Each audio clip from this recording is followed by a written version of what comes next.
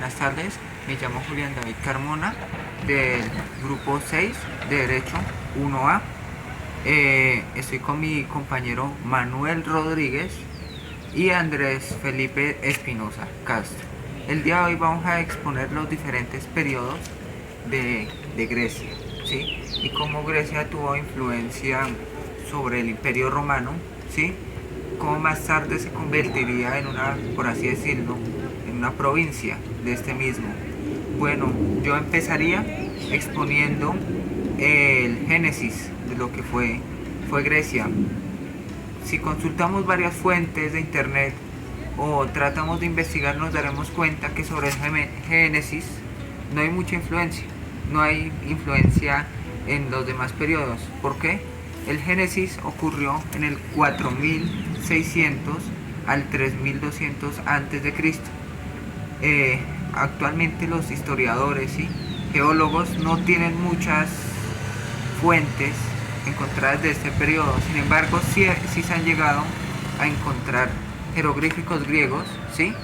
Y otro tipo de artes relacionadas a este periodo. Lo que sí podríamos empezar definiendo, sí, posterior al Génesis, sería el periodo minoico. El periodo minoico, que nace después del Génesis, que como ya sabemos es el inicio, nace en Grecia a mediados de la Edad de Bronce. La Edad de Bronce fue en el 2000 al 2500 antes de Cristo. Los minoicos se caracterizaron porque fueron la influencia de desarrollo en lo que hoy conocemos como la sociedad occidental.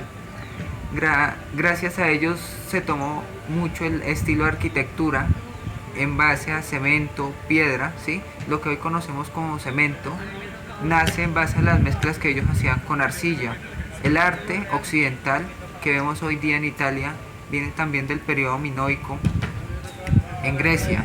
Como ya habíamos dicho antes, Grecia hubo un tiempo que pudo ser un imperio, sin embargo nunca lo logró. Posteriormente, como vamos a ver más adelante, terminó siendo una provincia de Roma. Pero antes de que eso pasara, deberíamos saber un poco sobre su cultura. En su cultura adoraban varios dioses, ¿sí? Tales como Zeus, ¿sí? Hades, entre otros dioses de la clásica mitología griega. Actualmente se puede encontrar en lo que es Grecia muchos monumentos y mausoleos del periodo micénico, que como ya sabemos es del 2000 al 2500 antes de Cristo. Bueno, posteriormente mi compañero Andrés Felipe Espinosa Castro seguirá con los siguientes periodos. Bueno, continuamos con el periodo micénico. La Grecia micénica, alrededor del año 400, los aqueos hicieron contactos comerciales con la isla de Creta. La conquistaron pacíficamente e introdujeron sus innovaciones sin alterar la estructura social de los pueblos nativos. La ciudad central de los aqueos fue Micenas, conocido por ser el reino de héroe de Agamenón, jefe de los aqueos durante la guerra de Troya. Homero escribirá en la Ilíada sobre la riqueza de la ciudad de Micenas, que era provincia de antigua y la describe como rica en oro. La época de los aqueos de leyenda y guerreros representa una sociedad avanzada que formaron varios reinos independientes, levantaron ciudades amuralladas y practicaron la piratería en el mar y que por rivalidades mercantiles con la ciudad de Troya, Micenas fue. Pero también está el factor de la invasión de los dorios, una de las principales tribus griegas antiguas en la península de Peloponeso, en la isla parte del sur del mar Egeo, la costa del sur de Asia Menor, poniendo la Anatolia, las cuales se distinguieron por sus idiomas, por la sociedad y tradición histórico. Por tanto, su irrupción se consideró como una invasión que desestabilizó los estados micénicos, en que sustituyó sus formas culturales. No obstante, el recuerdo del poder micénico permaneció en la mente de los griegos durante los siguientes siglos, y tras la Edad Oscura, la información contenida en las tablas escritas de los aqueos y en numerosas leyendas, como el pasito de Homero en la Ilíada Odisea, que vamos a encontrar en el periodo. Bueno, el periodo oscuro o el periodo homérico fue cuando los dorios, un último grupo griego que invadió la península, se impusieron con sus armas de hierro. Ese periodo se llama homérico porque La principal información que tenemos fue en la Odisea, que relata el regreso de Ulises. Después de la guerra de Troya, ante la invasión de Doria, muchos jóvenes seguidores huyeron a la isla de Egeo. La cosa se vino porque, gracias a la guerra de Troya, perdió demasiado oro, riqueza, para subsistir. Por eso se creó la Grecia asiática, que se dividía en los Ionios, en los Eolia y los Doria. También conocida como la Edad Oscura, que también no fue una época de brillantez, luego que reflejó la decadencia en términos de riqueza y cultura material, frente a los periodos precedentes y posteriores, y porque desaparecieron los grandes suntuosos palacios, la fina escritura y la fina alfarería de la civilización micénica, y porque gigantes poderosos y dueños de las tierras tomaron el poder, aboliaron la jefatura de los reyes. Será un gobierno aristocrático donde te enseñaban la época de Homero como la transición de la monarquía a la aristocracia. Bien, entonces, concluyendo con las últimas 3 fases de la cultura griega, continuamos con el periodo arcaico. Este se define por una gran expansión de la cultura griega a través de muchos espacios. Se esparcieron al oriente del mar Mediterráneo y esto se le denomina como la Magna Grecia. En estos tiempos también hubo muchos abusos de poder de parte de la aristocracia griega, ya que no había ninguna ley, ningún orden que los detuviera a tales limitaciones. Podían libremente abusar su posición y todo lo que acarreaba esas capacidades que tenían. Entonces, aquí viene el desarrollo más grande de la época arcaica.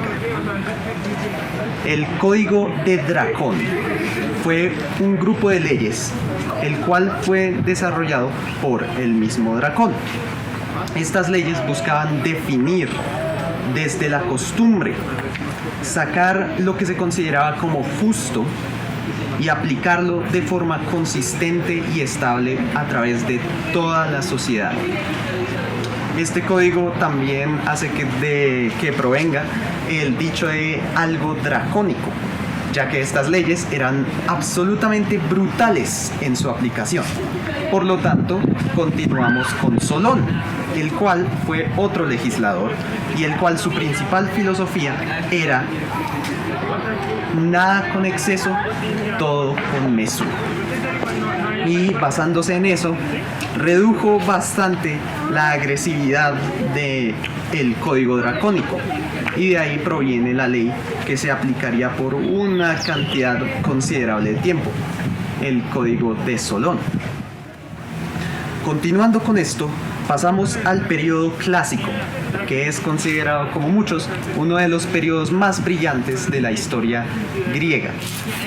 En este periodo podemos ver grandes pensadores, desde Tales de Mileto hasta Aristóteles, todos pensando, ponderando y desarrollando toda clase de ciencias, especialmente la social. Y se desarrollan muchas historias.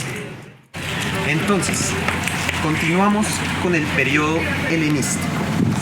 Este se desencadena tras la muerte de Sócrates, el cual fue condenado a muerte debido a una disputa con otro filósofo que se llamaba Protágoras. La muerte de este desencadenó una cadena de sucesos, los cuales hizo de muchas filosofías, tales como el hedonismo, el cinicismo y muchas otras filosofías que se podrían detallar. Y este periodo finalmente termina con Roma, ya que en estos tiempos Roma estaba finalmente empezando a tomar todo lo que era Grecia, y Grecia en su estado tal como estaba ya había comenzado a decaer y finalmente no pudo detener la invasión romana y termina con esto la historia. Sócrates, como filósofo, no era solo un gran pensador, sino que también fue el maestro de muchos de los grandes pensadores. Por eso es que se le considera como el padre de la filosofía por muchos. Él fue el maestro de estudiantes como Platón, el cual pasaría a ser el principal representante de la filosofía en esa época.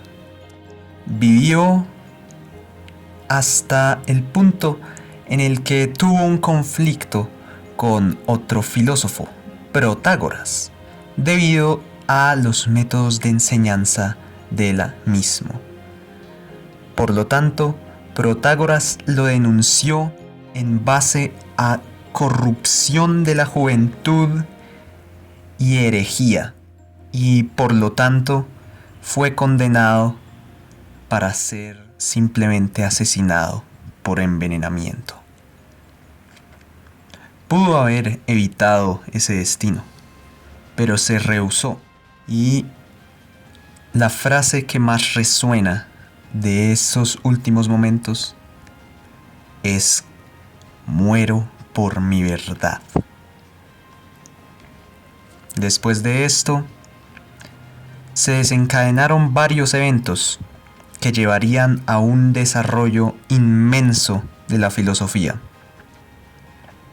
Ahora con muchos otros filósofos tomando las riendas de todo el pensamiento griego.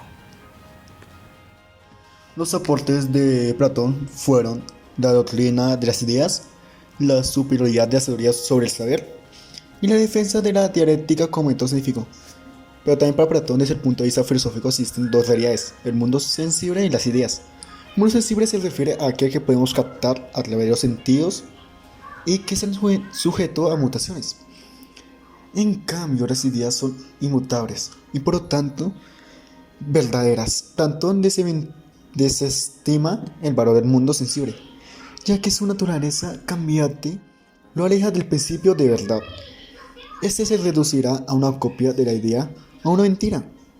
Las ideas son, pues, el objeto de la filosofía platónica, el conocimiento verdadero, de la oposición entre el mundo sensible y el mundo de ideas.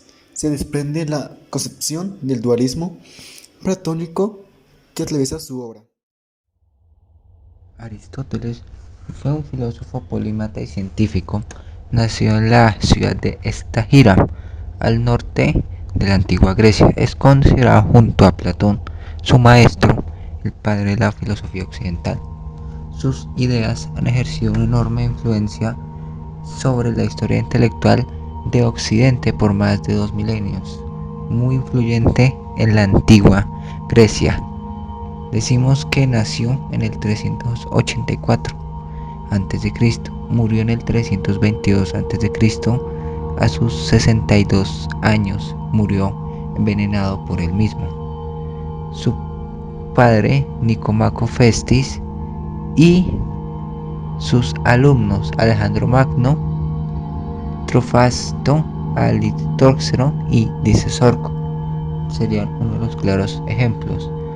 Fue un discípulo de Platón, como ya mencioné, y de otros personajes como Eudoxo Cínico.